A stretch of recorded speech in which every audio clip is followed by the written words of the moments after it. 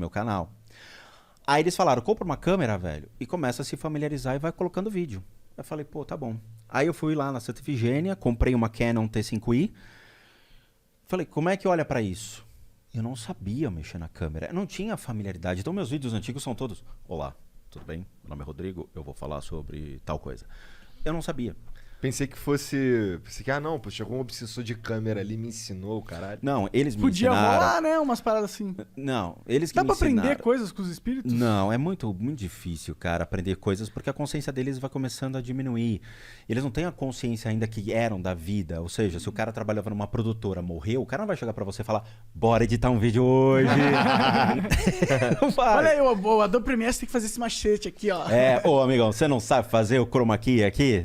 Pô, tirar o fundinho. E que pena, porque a gente tem uma sociedade muito mais evoluída, né? Verdade. Não, porque mas as pessoas iam aprender coisas sem ter que, pagar curso. Mas a verdade é que a gente aprende. Os espíritos, eles deixam material pra nós, são os livros, são as paradas. A história. Cara, se eu parar pra pensar, a gente consegue ler os pensamentos em grandes profundidades de reis que morreram há mais de 1000 anos. E a gente tem o que ele estava escrevendo. É como entrar na cabeça do cara e entrar na cabeça do cara no que ele julga o mais importante que a cabeça dele produziu. Na época. É. E isso é legal para um fator histórico, porque você sabe como eles pensavam, costumes. E isso justifica até a Bíblia, cara. Os costumes sociais, políticos, econômicos inseridos na Bíblia. A Bíblia é um compêndio de livros de uma época política, social e econômica. Os mortos bíblicos, que sempre foram estigmatizados no meu canal, você sabe quem eram? Não. Porque fazem menção na Bíblia, né? Não fale com os mortos não devem ser incomodados. Significa o quê? Que já estava prevendo o espiritismo. O espiritismo surge no século XIX com Allan Kardec, não tem espiritismo na Bíblia.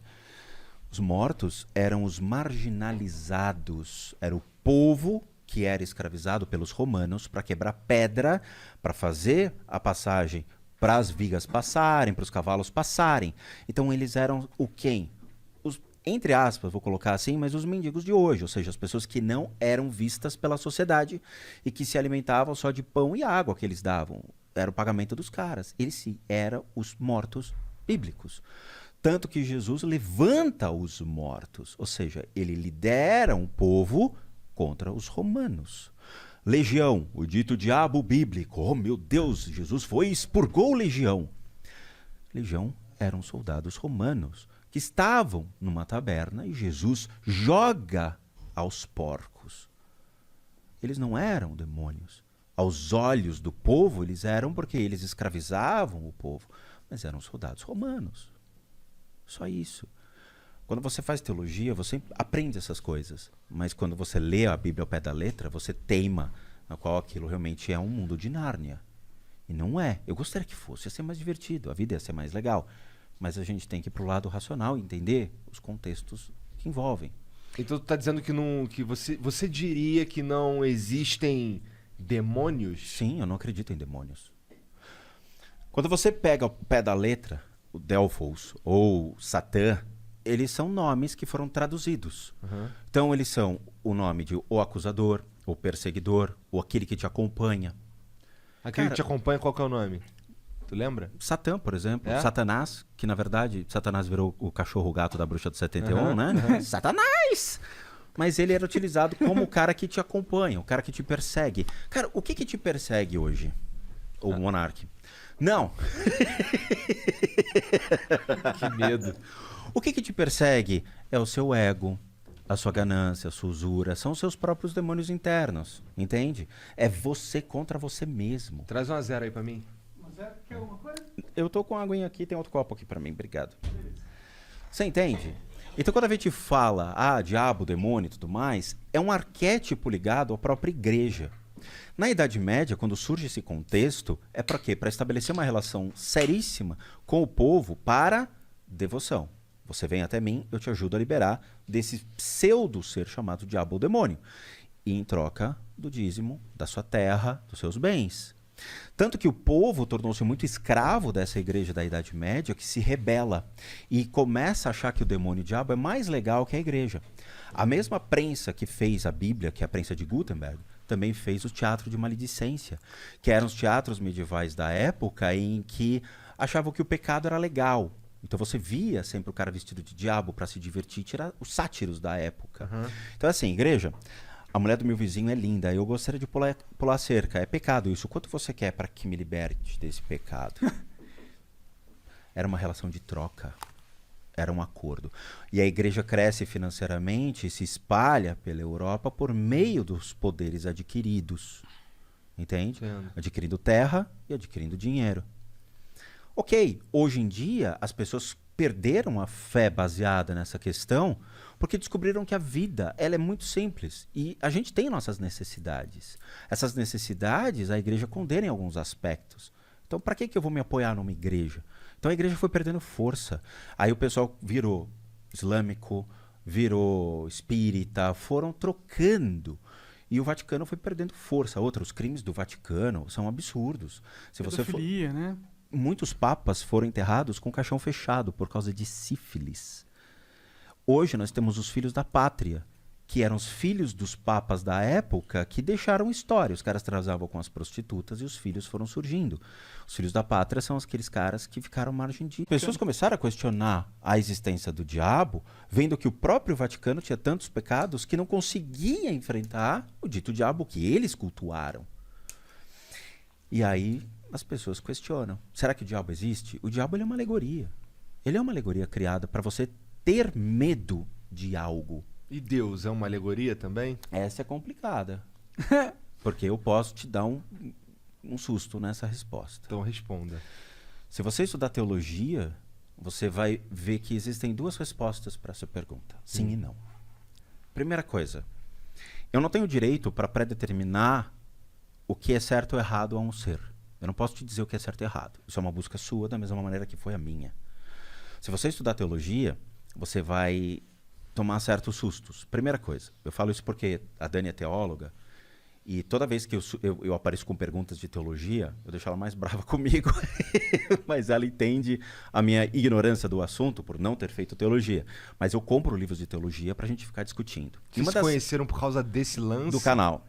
Legal, cara. Do canal. Legal. Do canal. Depois eu conto a história da Dani Tá. para que vocês entendam como foi o approach, mas... de novo, o mundo ele se correlaciona. Existem muitos graus de afinidade entre eu e a família da Dani. Que loucura, cara. E assim, se você for fazer teologia, você vai entender dois princípios. Primeira coisa, todo ser humano precisa de uma fé. Mesmo que seja baseada em qualquer coisa, a gente precisa acreditar em algo. Por quê? A vida é muito sacana. A vida é triste. Ela não é fácil de ser lidada. A gente vê miséria, sofrimento, dor. A gente vê roubalheira no sistema público de saúde. A gente vê ganância. A gente vê muita coisa que, se você ligar a televisão, você vai sair com uma depressão profunda sobre tudo aquilo. É um estado de impunidade. Você vê miséria. E a única coisa que te mantém ainda nesse game é acreditar em alguma coisa. Ou você acredita que tudo isso aqui vai sair do pior para algo melhor, ou você acredita em Deus. Seja ele baseado em qualquer crença. Pode ser qualquer nome. Você autodetermina que aquilo é um Deus. Mas não existe a verdade? A verdade ela é dinâmica. A verdade não é algo... de novo, a verdade do Henrique V, numa época, era uma coisa. A verdade hoje, que você vai atrás, é completamente diferente. Será que é ou a interpretação da verdade que muda? Talvez seja o conhecimento do assunto em si. Cara, preciso mijar Porque rápido. muitas pessoas começaram a questionar. E esse questionamento leva a interpretações diferentes e diversas formas de buscar uma resposta sobre aquele tema. Mas você não concorda que todo o conhecimento, toda a verdade, todas as coisas que a gente tem como verdade, elas não são buscadas de uma mesma fonte lógica universal? Porque é a minha percepção. Que, Não, tipo, porque você fica viciado. Como assim? Eu preciso saber, sobre o ponto de vista de diferentes religiões, a interpretação de Deus. Não, tudo bem, mas eu não estou dizendo a interpretação de Deus em questão da religiosidade. Tô falando na questão de, tipo... O mundo... Cara, eu meio que esqueci o que eu tava falando. Tá te fazendo mal. O que a gente tá falando mesmo? Esqueci. Oi, meu nome é Rodrigo, Spookhouse Caçambrades. Caralho. Não, eu entendo o seu ponto É de que você vista. foi pro outro lado, aí eu perdi o lado que eu tava indo, mano. A gente tem que ver a interpretação de Deus sobre a ótica de diversas crenças. Sobre... Ah, seja- lembrei, desculpa. Cara, o meu ponto é, existe uma verdade universal, tipo, existe um jeito do que as coisas funcionam. Do mesmo jeito que existe a física. Perfeito. A verdade universal, será então... que todas essas religiões, elas não bebem da mesma fonte? Não, o budismo não acredita em Deus, então já não é a mesma fonte. Mas é essa interpretação do budismo. Talvez a fonte do qual o budismo esteja buscando a sabedoria dele... É por observação. Eu acredito, por exemplo, o universo ele é constituído por uma forma natural. A química, reações químicas, reações físicas, toda a pré-existência ela se dá por uma maneira natural, orgânica do sistema.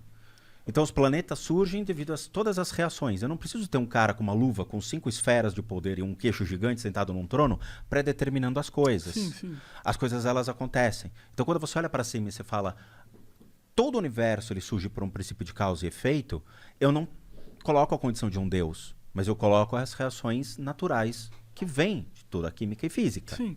Beleza. Então eu já coloco dizendo, eu não tenho um Deus. O que é assertivo. Se você pré-estabelece a condição racional, você não precisa colocar um Deus sobre a sua cabeça. Mas você sabe as condições de Deus. Em que sentido? Não vou roubar, não vou matar, não vou agir contra a minha índole, não vou agir contra a minha própria natureza. Mas o que é a natureza se a verdade ela é maleável e moldável? A natureza está ligada no bom senso. Eu não vou matar um animal, porque ele tem o mesmo direito de existir do que eu.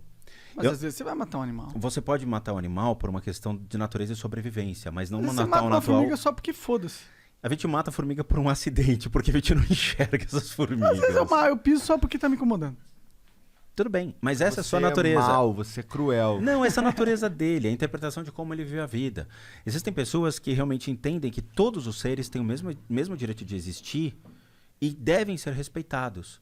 A mesma formiga não pediu para nascer, ela nasceu. O mesmo cachorro pediu para nascer, mas ele nasce, ele existe. Eu tenho que respeitar esse ser, entende?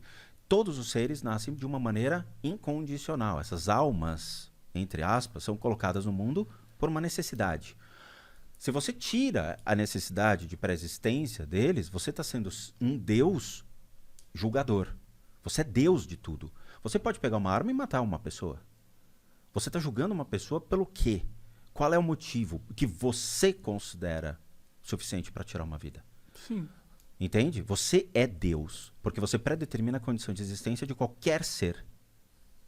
Verdade, né? Meio bizarro pensar. Não de qualquer ser. Eu não consigo matar o Trump. Qualquer ser, cara. Você pode. Não posso. Só que você vai morrer. Ué, não tentaram? Ele tava na Casa Branca lá, Então, conversando, tentaram. fazendo uma... E atiraram lá dentro. Pegaram o segurança, machucaram o segurança. Ah, caralho. Sofreu um atentado. Não sabia, não tinha. O Kennedy morreu. Sim, Mataram. sim. O Oswald lá acertou a cabeça. Dizem que foi o Oswald, né? Matou o Kennedy. Mas não foi qualquer cidadão. Entende? Mas não importa. Você pré-estabelece a condição de existência dos seres. Você se torna um Deus. Você pode dar vida. Você pode engravidar uma mulher e gerar um filho. Você cria. Você dá a chance de alguém existir. Fala que você é um deus ou é forte demais pra mim? Não é. Se você você pode for... ter propriedades a quem é divino, mas... É que as pessoas Ao quê? prendem as palavras. A quem? A quem o quê? Ao divino. Divino. Tá.